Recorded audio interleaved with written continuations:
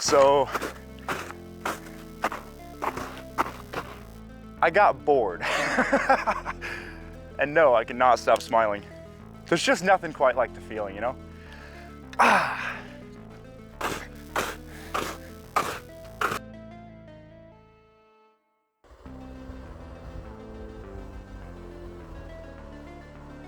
And 3, 2, 1.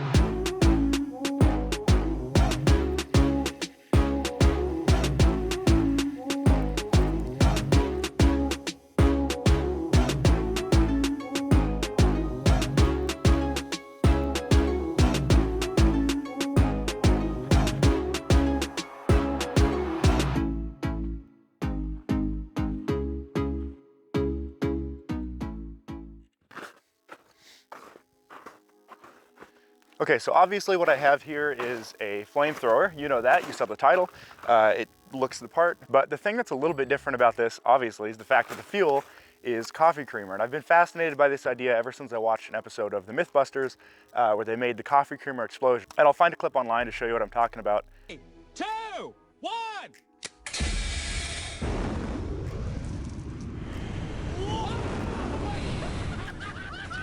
So I've toyed around with the idea ever since watching that video. If there's a way to sort of harness that, right? And I've actually experimented with this in the past and I did some research. Turns out a lot of other people have too. But the one issue that I have with those is they're less flamethrower and more overgrown barbecue lighter, right? When I think of a flamethrower, I think of this, the classic M2, World War II, Vietnam. And that's what I want out of a flamethrower, right? So when I decided that I was gonna throw in my own attempt into the project files of YouTube of powdered coffee creamer flamethrowers, I wanted it to be a flamethrower, all right? And so, here we are. Now, I actually haven't even tested this yet, but... All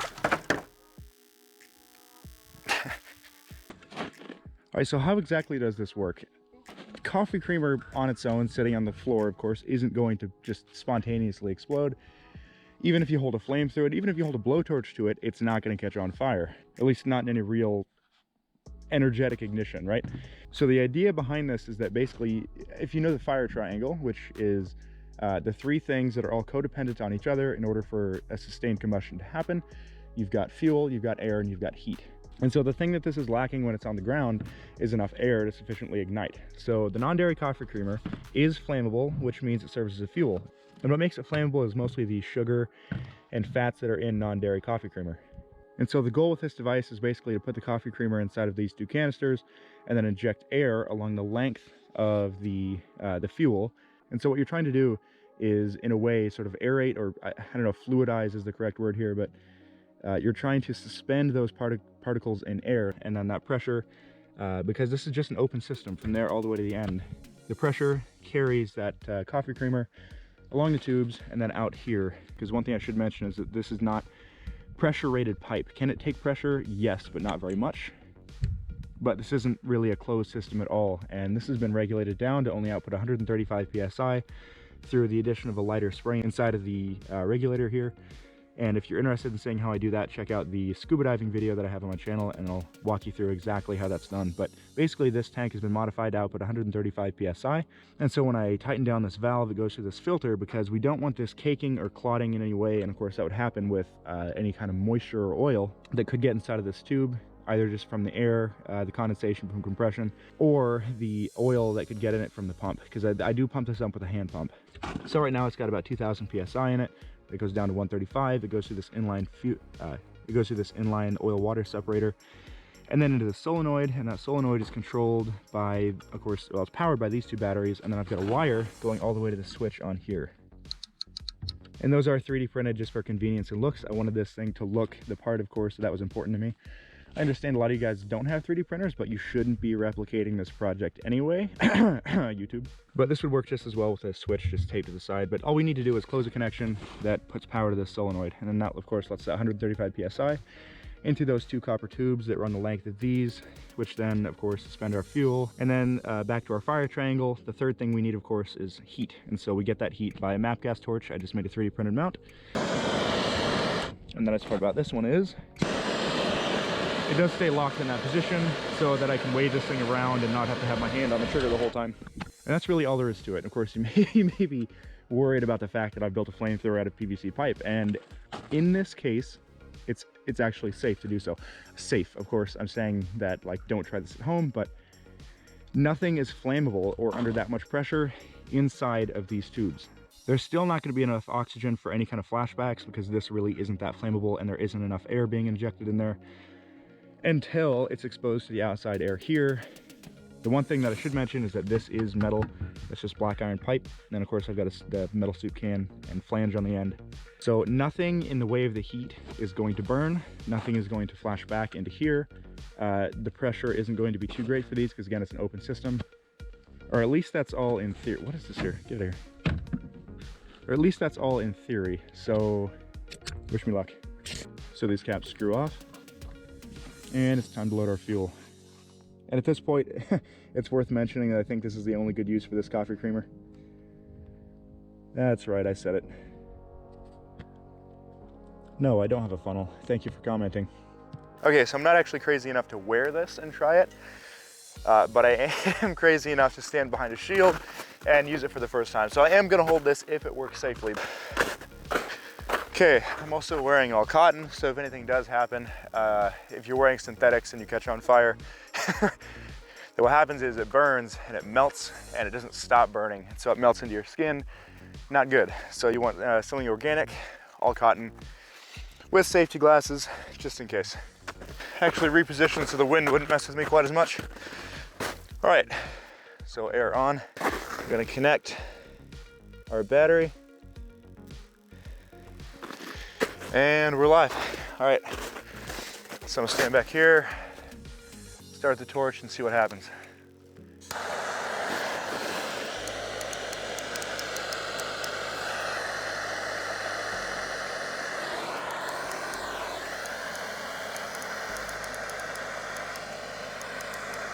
The solenoid isn't getting enough power. The batteries are too low. So we're gonna reset and try again. Let's try this again. Safety glasses on.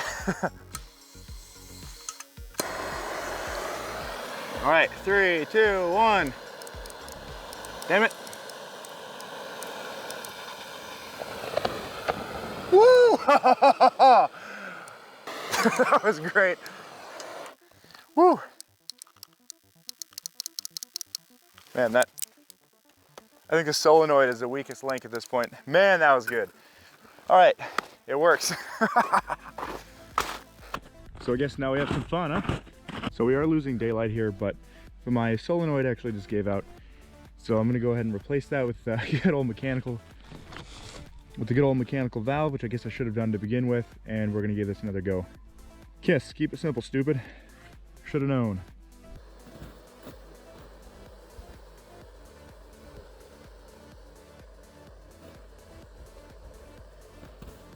All right, 3, 2, 1.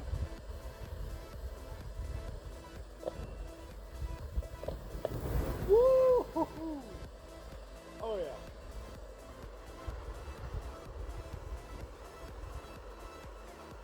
And 3, 2,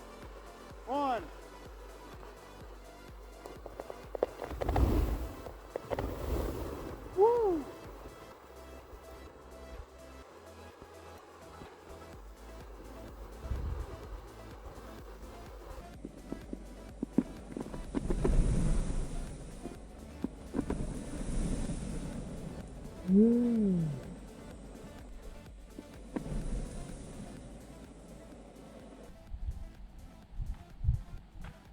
right, this is coffee creamer flamethrower, third and final test, simply because I am out of coffee creamer.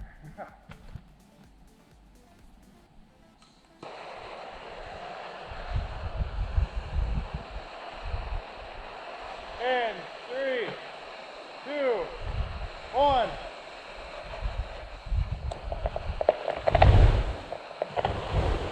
Woo!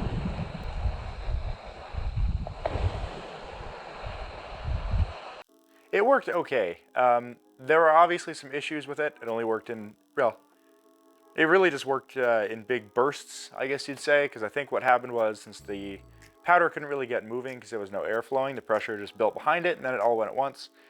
It was still spectacular. It still worked better than I thought. I didn't think it would project that far, to be perfectly honest, but it did, and I'm pleased with that. Am I going to actually put any work into making this better or building a better version eventually? Probably not. This was just a fun side project, and that it was. It was fun. I don't really want to dedicate any more time to it because I have bigger projects in the works right now, both for me personally and for the channel. So this is kind of out of the ordinary for me, but I thought it was fun, and I hope you guys did too. If you have any ideas for how to make one of these better, let me know. Comment section is there for a reason.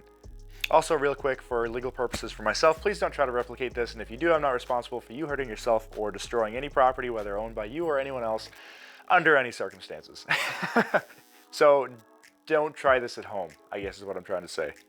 So if you did enjoy this and you want to see more of my videos, they're going to be a little bit different topics, but feel free to check out some of the other videos on my channel. I'll leave them in the end card there. And if you did enjoy watching this video as much as I enjoyed making it, please leave a like. It does help me out. It helps me out in the YouTube algorithm. And it gets my videos in front of more eyes, which helps me out as a creator.